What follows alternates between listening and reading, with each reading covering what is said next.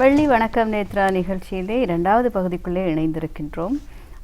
நாங்கள் ஆரம்பத்தில் எப்பொழுதுமே பேசுவது போல மனிதர்கள் அன்பானவர்கள், நெகிழ்வானவர்கள். அதிலும் கலைஞர்கள் என்று எடுத்துக்கொண்டால் அது ஒரு படி மேலே போய் இன்னுமே மிகவும் மென்மையான மனது கொண்டவர்களாக இருப்பார்கள். அப்படி ஒரு கலைஞராக மட்டுமல்லாமல் அந்த தன்னுடைய மென்மையான மனதின் மூலமாக வாழும் பொழுதே மற்றவர்களை வாழ வைத்து பார்க்க வேண்டும் என்ற ஒரு உயரிய பண்போடும் மனித நேயத்தோடும் இயங்கி வரக்கூடிய ஒரு அன்பான மனிதரை இன்றைய நாளிலே நாங்கள் நேர்காணல் செய்ய போகிறோம். அது ஒரு சிறப்பான நேர்காணலாக அமைய போகிறது. நமக்குள்ளே ஒரு விதமான உணர்வை கிளர்ந்து விடக்கூடிய ஒரு நேர்காணலாக அமைய போகிறது. அந்த நம்பிக்கை எனக்கு இருக்கிறது. இப்பொழுது ஒரு பாடலை பார்த்தால் அந்த அதிதி யார் என்பதை நீங்கள் தெரிந்து கொள்ளலாம். பாடலை பார்த்துவிட்டு அவரை நேர்காண்போம்.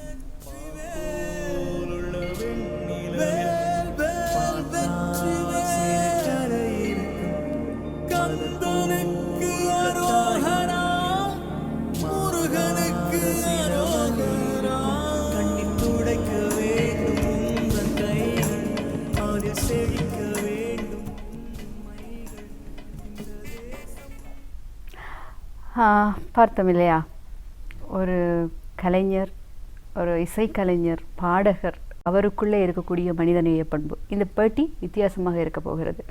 நாங்கள் உளமாற சில விடயங்களை சிந்திக்க போகிறோம். அந்த வகையிலே இன்று நாங்கள் நேர்காணலிலே இணைத்திருக்கின்றோம் திரு மின்னல் செந்தில்குமரன் ஐயா அவர்களை. வணக்கம் ஐயா. வணக்கம். உங்களை இப்போ நாளைக்கு இப்படி ஒரு அதிதி தான் நம்ம அழைத்து வரப்போகிறோம் என்று சொன்னதும் எங்களுடைய தயாரிப்பாளர் ஜேமன் எனக்கு சொன்னார், நாளை ஒரு அழகான மனிதர் வரப்போகிறார் என்று. நான் யோசித்தேன், அழகான மனிதர் என்றால் என்ன? ஒரு அழகான மனிதர், பாடகர், நிறைய மனிதநேய பண்பாளர் என்று. அப்புறம் பிறகு நேற்று இரவு உங்களை பற்றி தேடி பார்க்கும் பொழுதுதான் தோன்றியது, அந்த அகத்துக்குள்ளே இருக்கக்கூடிய அழகை வெளிப்படுத்தக்கூடிய உங்களுடைய பண்பை தான் அவர் அப்படி குறிப்பிட்டிருக்கிறார். வாழும் பொழுதே மற்றவர்களை வாழ வைத்து பார்க்க வேண்டும் என்ற அந்த உயரிய பண்போடு வாழ்ந்து கொண்டிருக்கும் உங்களை இந்த நிகழ்ச்சியிலே நேர்காணல் செய்வது எனக்கு மகிழ்ச்சி, நெகிழ்ச்சி. எப்படி ஒரு பாடகராக, அதே நேரம் இப்படி ஒரு பண்பான உதவி செய்யக்கூடிய ஒருவராக உங்களை மாற்றி அமைத்த அந்த ஆரம்ப நிலையிலிருந்தே நாங்கள் தொடங்குவோமே, எப்படி இந்த மாற்றம் உங்களுக்குள்? நிச்சயம். இந்த நேரத்தில் நான் முதற்கண் இந்த சந்தர்ப்பத்தை வழங்கிய ரூபவாணி, நேத்ரா டிவி நிர்வாகத்துக்கும் இதை பார்த்து கொண்டிருக்கிற அனைத்து நேயர்களுக்கும் உங்களுக்கும் ஒரு வணக்கத்தையும் நன்றியும் சொல்லிக்கொண்டு, எனக்கு சின்ன வயதிலிருந்தே என்னுடைய தாயார் யார் பெற்ற பிள்ளையோ என்று யாராவது கஷ்டப்பட்டால் எனக்கு சொல்லுவாள்.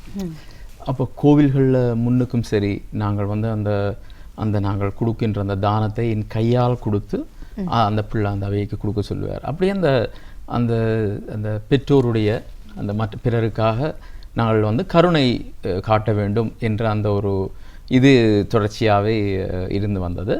அது தாண்டி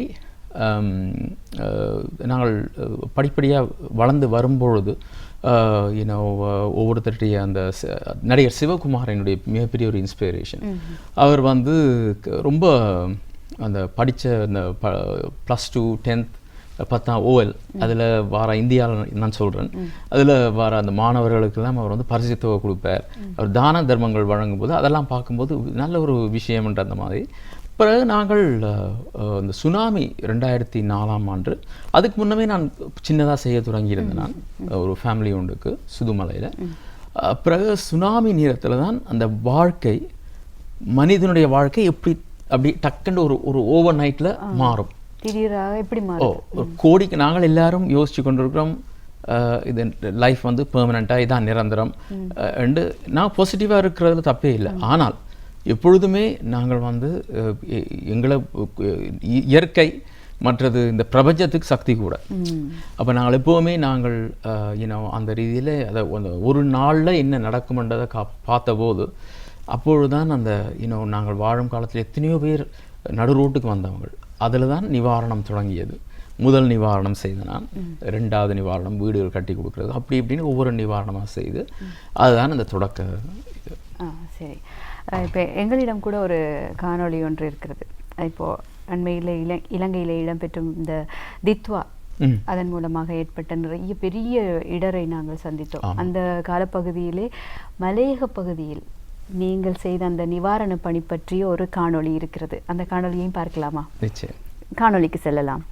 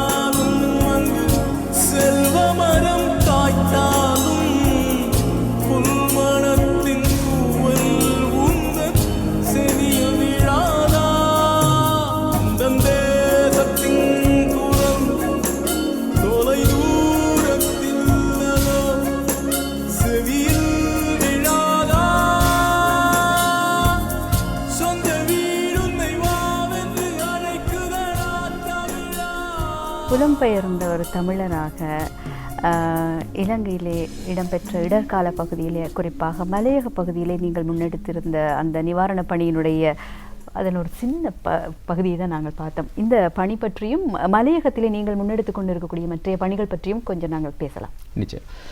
மலையகம் உண்மையாக இப்போ யாழ்ப்பாணத்தை பொறுத்தவரையில் ஆல்மோஸ்ட் வீட்டில் ஒரு கிராமத்தை எடுத்திங்கன்னா ரொம்ப பேர் வெளியில் இருக்கிறாங்க. மலையகத்தை பொறுத்தவரையும் அப்படியான அந்த இது வாய்ப்பு இல்லை. அப்போ எனக்கு ரொம்பவே நெடுநாட்களாகவே இந்த மலையத்தை நோக்கி நாங்கள் எங்களோட உதவிக்கரம் நீட வேண்டும் என்ற ஒரு ஆசை இருந்தது. அப்போ சென்ற வருடம் இந்த புயலுக்கு கொஞ்சம் முன்னால் போகிறேன், நான் வழமையாக இதய சத்திர சிகிச்சையை தான் குறிப்பாக செய்கிறது. என்னுடைய அதை தனியாக கேட்கணும்னு நான் நினச்சிட்டு இருக்கேன். நான் இல்லை இதில் அதில் கனெக்ஷனாக இருக்குது. சரி சரி. நான் இப்போ இந்த நிவாரணம் முதல்ல கொஞ்சம் நிவாரண தொகையாகலாம் வழங்கி அப்படி தான் ஸ்டார்ட் பண்ணது 2003-04. பிறகு நான் சரியாக எங்கே இங்கு தேவையோ என்ன தேவையோ அது யார் செய்யாமல் இருக்கிறோமோ அது செய்கிறதுக்காக அந்த வசதிகள் காணாமல் இருக்கோ அதை தேர்ந்தெடுத்தேன். அது என்னென்றால் வறிய நோயாளிகளும் இதய நோயாளிகளை காண இலவச இருதய அறுவை சிகிச்சை. அது ஏனென்றால் இதய அறுவை சிகிச்சை என்றால் ஒரு கிட்னி ஒரு டிரான்ஸ்பிளான்டேஷனோ இல்லை ஒரு வேறு லிவர் டிரான்ஸ்பிளான்டேஷன் இல்லை வேறு இதெல்லாம் ரொம்ப ஈஸியான ஒரு விஷயம் இல்லை. அதுக்கு டோனர் மேட்ச் பண்ணணும். ஆனால் எத்தனையோ நோயாளிகள், இளம் நோயாளிகள், இளம் பிள்ளைகள், நேற்றைக்கு நான் லேடி ரிச் ஹாஸ்பிட்டலுக்கு போனேன், நான் வரிசையாக படுத்திருக்கிறாங்க. அந்த எத்தனை பேர் அவங்க ஒரு $6000, அதாவது கிட்டத்தட்ட ஒரு 17 லட்சத்தில் அவங்களுடைய உயிரை மீட்டு கொடுக்கலாம்.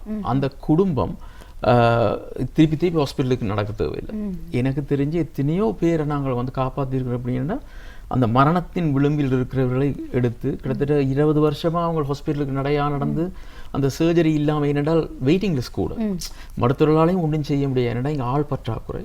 அப்போ அந்த ஹாஸ்பிட்டல் அவங்க ட்ரை பண்ணுறாங்க மேக்ஸிமம் கவர்மெண்ட் ஹாஸ்பிட்டல்ஸில். ஆனால் அவங்களோட ஆள் அணி காணாதபடியாக அந்த வெயிட்டிங் லிஸ்ட் இருந்த போதே ஆட்கள் மரணித்து விடுகிறார்கள். அந்த ரீதியில் நான் என்ன செய்தேன்டா 2016 இங்கே இங்கே உள்ள கார்டியாலஜிஸ்ட் எல்லாரையும் இதய நோய் நிபுணர்கள்லாம் போய் சந்தித்து, என்னுடைய பேர் செந்தில்குமரன், நான் இதுதான் என்னுடைய ப்ரொஃபஷன், என்னுடைய ஒரு நெடுநாட்களாகவே என்னுடைய பழக்கம் என்னென்னா எந்த ஒரு நிவாரணம் என்றாலும் நான் என்னுடைய கணக்குகளை பேப்பர்லேயோ, அந்த காலத்தில் பேப்பர் இருந்தது, இப்போ முகநூலில் போடுறது. அப்போ இதெல்லாம் நான் செய்கிறது, இப்படித்தான் நான் ஃபண்ட் ரைசிங் செய்கிறது. நாங்கள் எங்களோட சொந்த சிலவில் தான் நிகழ்ச்சிகள் வச்சு நாங்கள் பாடி நிதி திரட்டி இவ்வளவும் செய்து 100% இங்கே கொடுக்கறது. நீங்கள் இந்த இலவச இந்த சத்திர சிகிச்சைக்கான நபர்களை அடையாளம் கண்டு எங்களுக்கு கொடுத்தால் நாங்கள் அந்த லங்கா மருத்துவமனையில் கொண்டு செய்து செய்கிறோம். அதில் தொடங்கினது தான் இந்த பயணம். அப்பொழுது இந்த நேரத்தில் நான் doctor Lakshman, Jaffna cardiologist, doctor Kuruparan, doctor Arulnithi, இவங்க தான் ஸ்டார்ட் பண்ணவங்க முதல்ல அந்த பெட்டிகுலோ கார்டியாலஜிஸ்ட். பட் ரெஜினால் ரகுநாதன் குழந்தைகளுக்கான பீடியாட்ரிக் கார்டியாலஜிஸ்ட். இவங்கள் தான் எனக்கு தொடர்ச்சியாக அந்த காலம் தொடக்கமே இன்னார் கொஞ்சம் மோசமான நிலையில் இருக்கிறாங்க, காப்பாற்ற முடியுமா, நோயாளிகள் பற்றிய தகவல் வழங்க. ஆமாம், உடனடியாக நாங்கள் அவரையில் லங்கா மருத்துவமனை கொண்டு அங்கே இது பண்ணுறோம், ஏனென்றால் அவளை உயிரை காப்பாற்றும். அப்போ அந்த நேரத்தில் எங்களுக்கு டாக்டர் காந்திஜி, லங்கா மருத்துவமனை டாக்டர் லுஷாந்தா எங்களுடைய அந்த ஈடுபாட்டை பார்த்துட்டு இலவசமாகவே தங்களோட நேரத்தை தந்தவங்க. இப்போ அவர் கிட்டத்தட்ட 85 சர்ஜரிக்கு ஒரு விதமான சார்ஜும் பண்ண இல்லை. சரி, இப்போ 150வது உயிரையும் காப்பாற்றி இருக்கிறோம். ஆமாம், 187 வந்தாச்சு.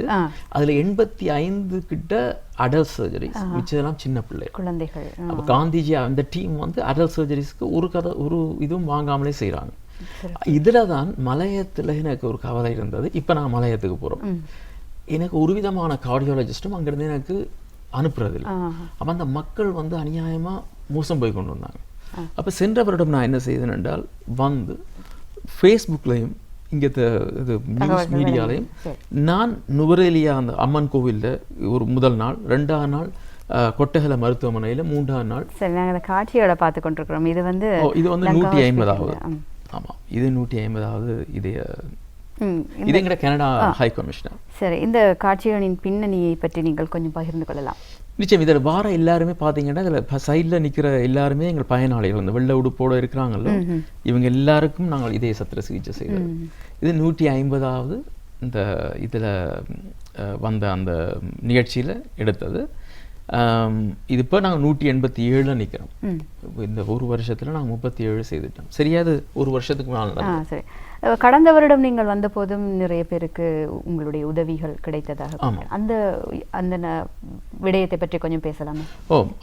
அதெல்லாம் அந்த மலையத்துக்கு அந்த அதில் போய் 3 நாட்களும் நான் நின்று இதே நோயாளிகளை தெரிவு செய்து ஒருத்தர் இந்தியாவுக்கு கூட அனுப்பினேன்.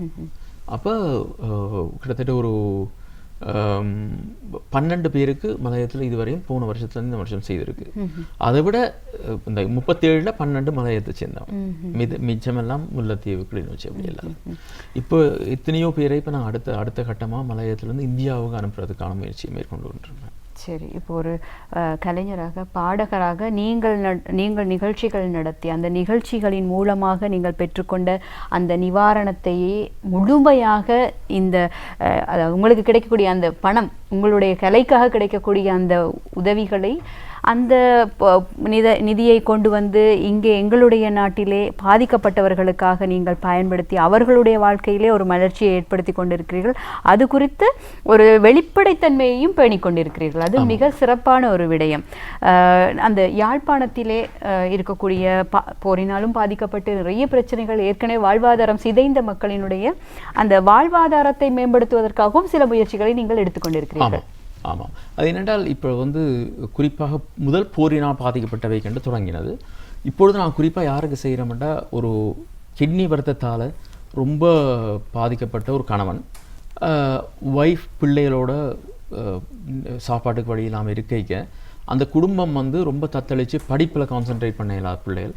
அப்போ நான் என்ன செய்கிறேன்டா, அவைகளுக்கு தேவையான ஒரு தையல் மிஷினையோ ஒரு மாட்டையோ அப்படி கொடுக்குறது. அப்படி கொடுத்து அது அந்த டயாலிசிஸ் செய்கிற பேஷண்ட்ஸை எனக்கு நெஃப்ராலஜிஸ்ட் ரெக்கமெண்ட் பண்ணுவேன். அகைன் நான் ஃபேஸ்புக்கில் வர கோரிக்கைகளை வச்சு நான் செய்கிறதில்லை, டாக்டர்ஸ்கிட்ட வர கோரிக்கைகளை வச்சு மட்டும்தான் செய்கிறது. 80 கால பகுதியிலே கனடாவுக்கு புலம்பெயர்ந்து சென்று அங்கே தன்னுடைய தொழிலையும் பார்த்து கொண்டு ஒரு கலைஞராகவும் இருந்து அந்த கலையின் படைப்பின் மூலமாக நிவாரணத்தை சேர்த்து அந்த நிவாரணத்தின் மூலமாக மக்களுக்கு உதவி செய்து கொண்டிருக்கும் உங்களை தொடர்பு கொள்ள வேண்டும். தங்களுக்கு இப்படி ஒரு பிரச்சனை இருக்கிறது, அப்படியான சந்தர்ப்பங்களிலே நோய் காரணமாகவோ இல்லை வேறு ஏதாவது ஒரு உதவி காரணமாக உங்களை அவர்கள் நாடுவதற்கு எப்படி தொடர்பு கொள்ளலாம், அந்த தகவலையும் வழங்கிவிடுங்கள். நிச்சயமாக. அது எப்படின்னா, நீங்கள் நான் சொன்னது போல் நீங்கள் உங்களோட கார்டியாலஜிஸ்ட் மூலமாக இதே நோய், ஏன்னா இப்போ எல்லோரும் எனக்கு கால் பண்ணால் எனக்கு வெளில டீட்டெயில்ஸ்லேருந்து அது எனக்கு பார்த்து நான் ஒரு மருத்துவர் அல்ல. நீங்கள் உங்களுக்கு இதே நோய் நிபுணர் மூலமாக வரும் பொழுது அவருக்கு தெரியும் நீங்கள் எந்த கட்டத்தில் இருக்கிறீங்களான்னு. இப்போ எங்களுக்கு எல்லாருக்கும் செய்ய விருப்பம், ஆனால் எங்கள்கிட்ட அந்த நிதி வசதி குறைவான இருக்கிறபடியாக மரணத்தின் தருவாயில் இருக்க வேலை தான் அடுத்த நாள் செய்கிறது. அப்போ உங்கள் இதே நோய் நிபுணர்களை போய் இந்த மாதிரி செந்தில் குமரன்ற ஒரு கனடா அநேகமாக எல்லா இலையும் அவங்களுக்கு தெரியும். அப்போ தொடர்பு அவர்கிட்ட போய் கதைக்கும் போது அவையில் எங்களுக்கு அந்த ரிஃபர் பண்ணிவினோம் உண்மையாக தேவையான.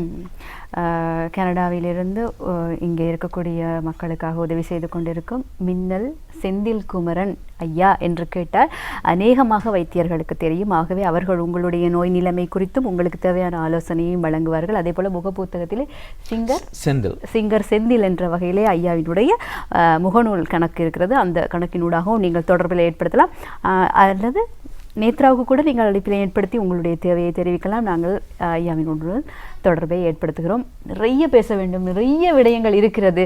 ஆனால் ஏதோ இன்றைய நாளிலே நேரம் ஒத்துழைக்க மறுத்துவிட்டது. அந்த வகையில் இணைந்திருந்த உங்களை சந்தித்ததில் எங்களுக்கு மிக்க மகிழ்ச்சி.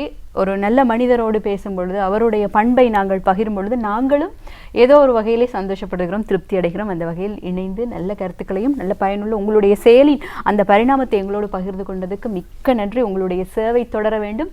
நீங்களும் வளமோடும் நலமோடும் இன்னும் பல ஆண்டுகள், நூற்றாண்டுகள் கடந்து உங்களுடைய உதவி நிலைத்திருக்க வேண்டும் என்ற எங்களுடைய வாழ்த்தோடு நிகழ்ச்சியிலிருந்து உங்களுக்கு விடை கொடுக்கிறோம். நன்றி. நன்றி. இந்த நேரத்தில் நான் குறிப்பாக நீங்கள் என்னதான் நீங்கள் எனக்கு அந்த கிரெடிட் கொடுத்தாலும் இவ்வளவுக்கும் காரணம் இந்த தானம் கொடுக்கும் மக்கள். ஸோ அவங்களுக்கு நான் மிகப்பெரிய ஒரு நன்றியை தெரிவித்து கொண்டு உங்களுக்கும் இறைவனுக்கும் நிச்சயமாக நன்றியை தெரிவித்து கொண்டு அடுத்த முறை சந்திப்போம். நன்றி, வணக்கம்.